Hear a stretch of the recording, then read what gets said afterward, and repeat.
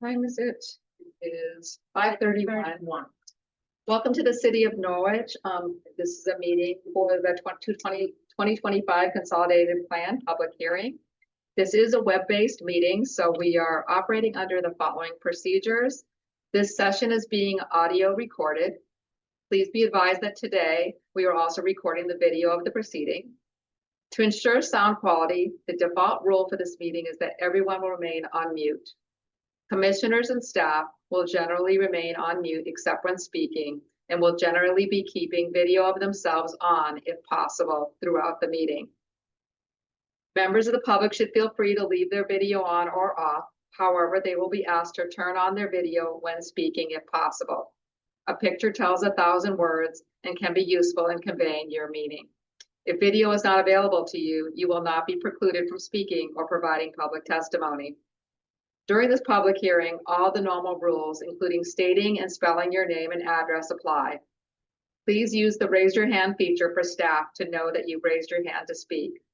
If you are speaking at this meeting and have any exhibit to submit at this time, you can give it to the Community Development Department. Members of the public may only speak during the open public hearing. If a member of the public speaks outside of the public hearing or creates an audio or video disruption, they may be manually ejected from the meeting upon recommendation of staff or the chair. We appreciate your cooperation, so keep this meeting orderly and efficient for all involved. Thank you. I'm turning this meeting over to the Director of Community Development. Thank you. My name is Patricia Mullins. I'm the Director of Community Development here in the City of Norwich, and I'm here to give the public an opportunity to learn more about how the process of putting our CDBG 5-year consolidated plan and our 1-year action plan together, and allow the public to have time for input, and also to let you know, if you are not able to communicate with us today because of any kind of difficulties, there's a method that you can send me written comments, and your comments will be included in our planning process. So before I begin, I'd like to thank our Director of Planning and Neighborhood Services, Deanna Rhodes, for helping us out with this meeting and providing some guidance on how to conduct a meeting in person and remotely at the same time. I'd also like to introduce my staff, Sandra and Najali, who are here helping out, and thank everybody who decided to come in person. That's really helpful for us. So I want to talk a little bit about what the purpose is of the 5-year plan, and what the purposes of this hearing. So we are going to stay on this slide for a few minutes. That's fine. And I just didn't know when you wanted to call the meeting to order for that. After your explanation, do you want to do that now? I'm going to call this meeting to order. And do we have an exact time? It starts. This is where our Community Development Advisory Committee comes into play. The proposals were accepted by that committee, and as you know, after considering the plans and interviews with the various representatives of the agencies that were had proposals, the next thing that happened was that a decision was made about what projects would be funded under this grant. So we can do a lot of different kinds of work. And among other things, what we do is housing rehab. A lot of people have heard CDBG being connected with housing rehab. Sometimes we do street improvement projects, infrastructure sort of things, but we also fund a lot of human services agencies. And so we have 13 projects that are going to be funded under this grant coming up out of that $839 and $839.95. In order for those projects to have been selected, again, as I say, our Community Development Advisory met several times and considered all of the projects and also, you know, how much funding that we could actually manage to provide for each of the agencies and each of the proposals. And then once they had made their recommendation to the city council considered the matter through and passed a resolution to actually accept those recommendations. And so that's how we have come out with what we're going to do for 2025. I just want to point out that one of the things that we are concerned about is making sure that everybody has an opportunity to comment. And so we have chosen a place for this meeting tonight. It's ADA accessible. If it should happen that anyone needs assistance getting to us, we just need a phone call from the member of the public that is having some accessibility issues, and we'll figure out a way to meet with you or, you know, get you inside the building and make whatever accommodations you need in order to make comment and be involved in this process.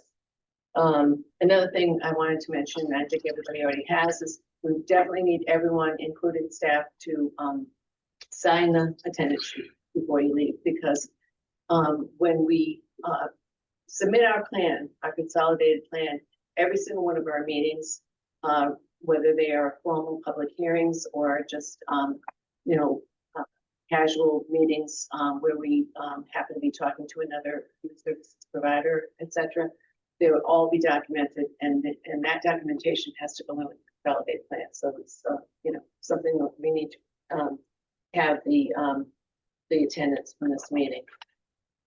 Okay, so I think what we want to do is go to the next slide. You should have. Give me a moment, please. I just want to tell anyone that's here that logged in that this meeting is being recorded. There was an issue with another community, a group in the community that was using the Zoom at the same time. And that's why we kept getting bumped out. They scheduled their meeting at the same time and there was a conflict. So we are now recording and getting back to everyone that's here in the meeting has heard, and the two people that logged on after the beginning of the meeting, and it was general information. The director of the department hasn't really gotten to the meat of this proposal and presentation yet. So I just wanted you to know that. Just give me a moment to get this slideshow back up again. Just take me a moment, please. Thank you.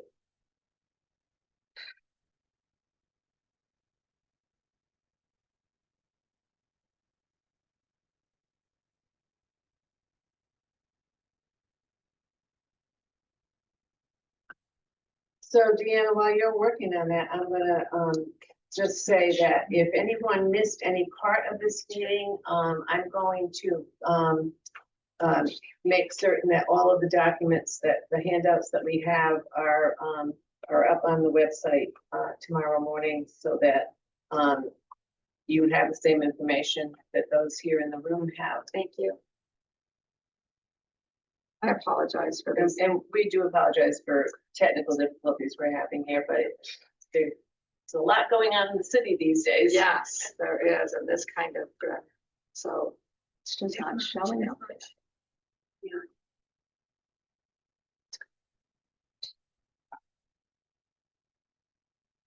Okay, next slide is just people.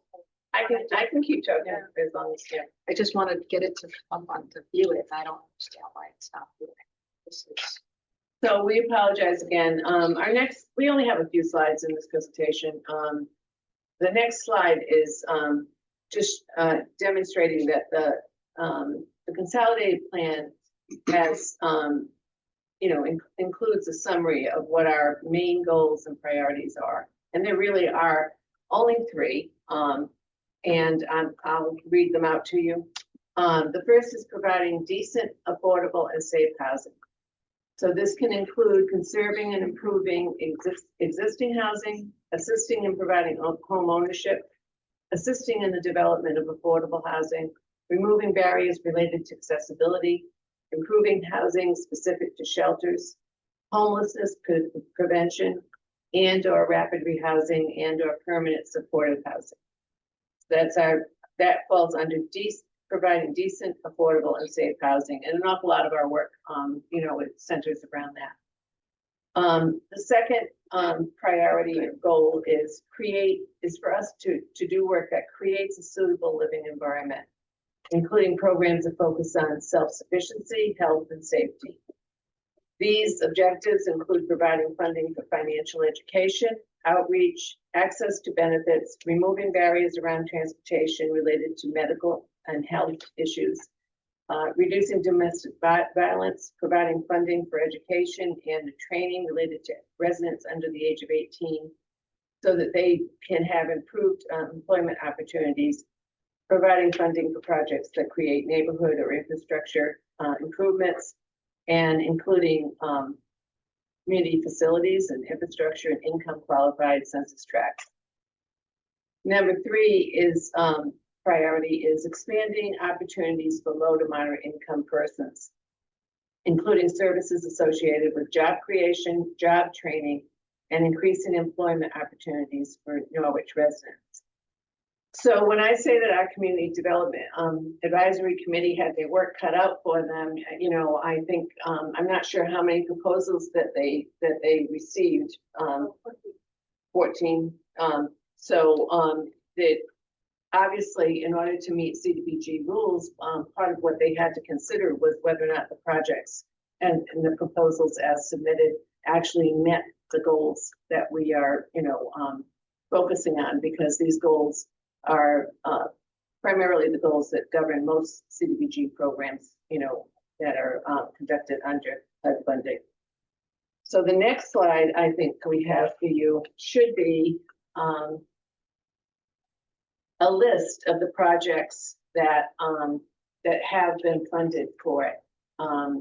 Program year 51, 2025. Those here in the room actually have a copy of the resolution that includes the amounts for each individual project, and that will also be available for viewing on our website tomorrow. This list that you see on the screen, it always starts with community development administration, because that is considered a project in and of itself, and we have to report on that along with everything else when we make our reports to HUD on how we have spent this money. And then, as you see, we have made awards to children in placement. I believe that, unless I get mixed up on my lines here, that's $22,500. We are providing the Norwich Department of Human Services to fund the Norwich Works program, $30,000. The Department of Human Services Norwich Housing Assistance Program will receive $35,000. Martin House Housing Advocacy and Placement will receive $20,000.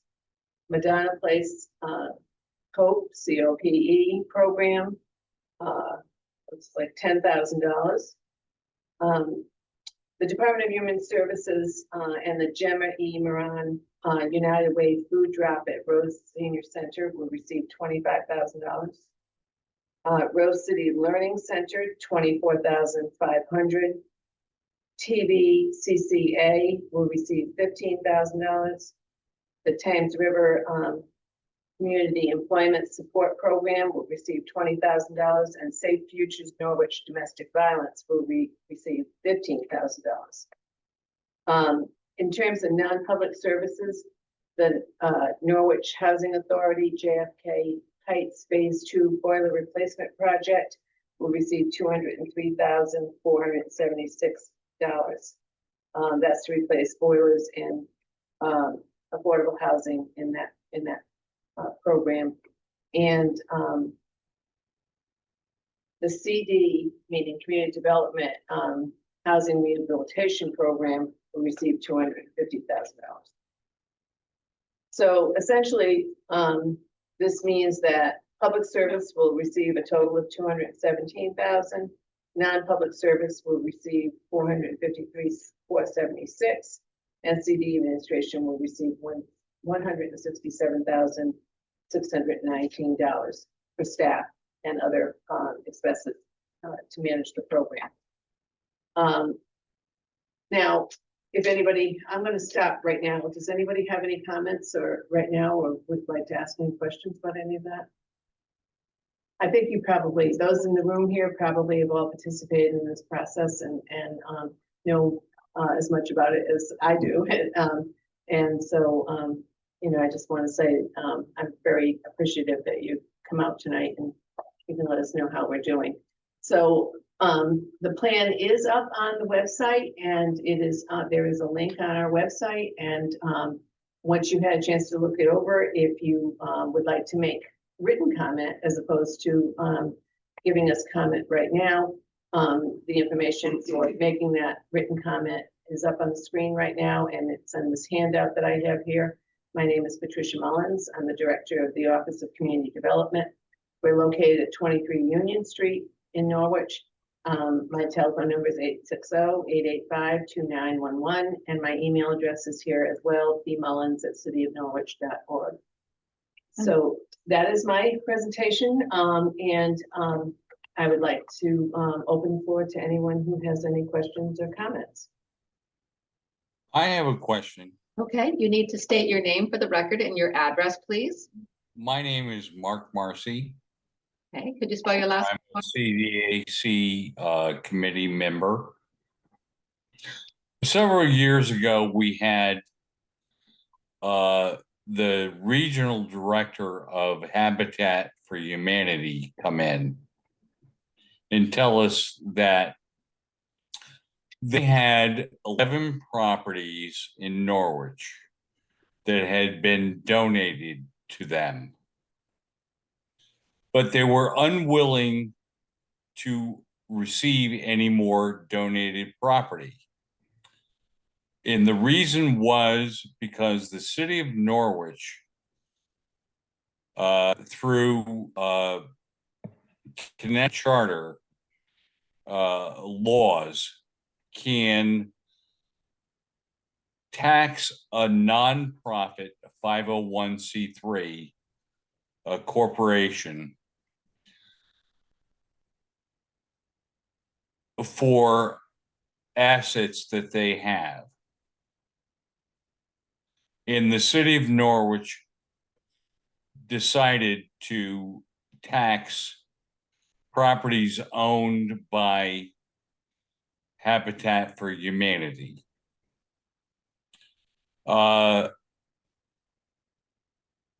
There are innumerable studies that show that rehabilitated properties have less hooliganism, higher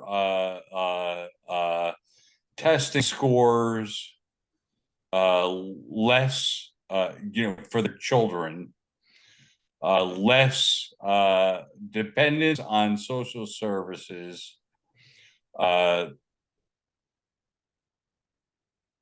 I could go on and on and on about that. But what has the CDC done to, facilitate Habitat for Humanity to purchase or receive blighted properties without taxation? So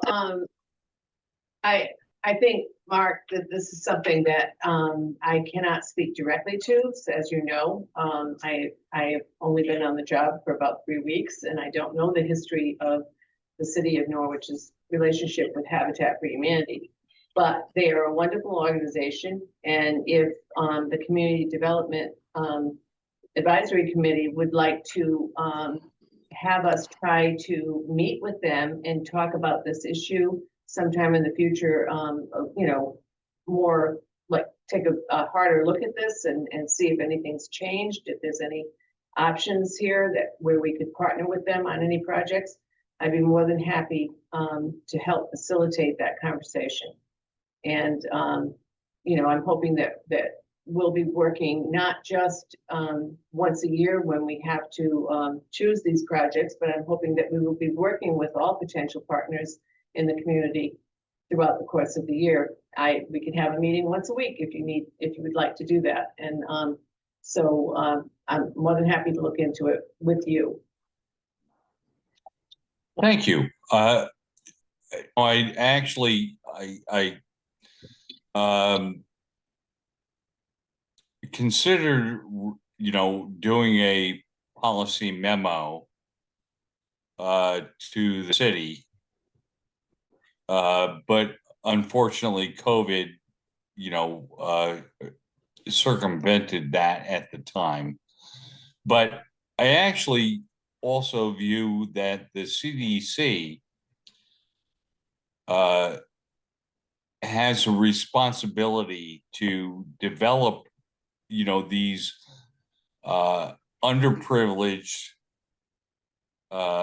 neighborhoods that have blighted homes. And so while I can, produce a policy memo in today's world, I actually view this as a function of the department for which I serve as a committee member. So it's definitely something I would need to look into further because I'm not sure what other city departments would be involved in something like this. It seems like it might have fairly complicated process involved in terms of the legal vehicles that would have to be used in order to make this happen. But we can definitely look into it, and I'll be happy to work with you on. Unfortunately, it becomes an issue for the tax assessor. Well, yeah, so I would think And who has decided that these blighted properties still need to be taxed, even though they're donated to Habitat, which is a 501c3 corporation. okay, so that is, I'm sure we're recording still at this point. We'll take that comment into consideration and we'll find a way to work with Habitat in the future if we possibly can. Thank you. Are there any other questions or comments? I have some prepared remarks. Okay, fine. thank you. We can, Need to state your name for the record, spell it, and your address, please. That'd be helpful. My name is Michael Vaz, spelled Michael.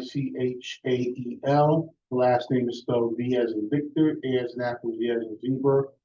I'm not technically a resident of Norwich, but I do work in Norwich and work in the community at Thanksgiving Community Service. So here are my remarks. Good evening and thank you for the opportunity to speak.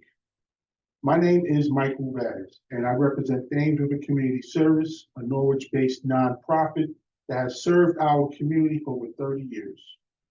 We provide housing and supportive services to young families experiencing homelessness, specifically young adults aged 18 to 24 and their children, many of whom are aging out of foster care, escaping unsafe situations, or living in poverty. These families face extraordinary barriers: lack of safe housing, limited access to childcare, mental health issues, and economic instability. What they need most is stable housing, personalized support, and opportunities to build a better future. That's where we come in. With transitional and supportive housing, skills coaching, life skills, employment preparation, and connections to permanent housing and community resources. But we cannot do this work alone. Thanksgiving Community Service needs sustainable funding and infrastructure support to maintain our facility, expand capacity, and to keep our residents safe. Especially through investments in security, technology, and emergency response systems like our intercom system we are currently working to replace. The Community Development Block Grant support is essential to advancing our mission and helping our most vulnerable residents find stability, dignity, and hope. We urge the City of Norwich to continue prioritizing housing and services that address homelessness and families out of crisis. Thank you again for your time and commitment to a stronger and more equitable Norwich. Thank you very much. Bill.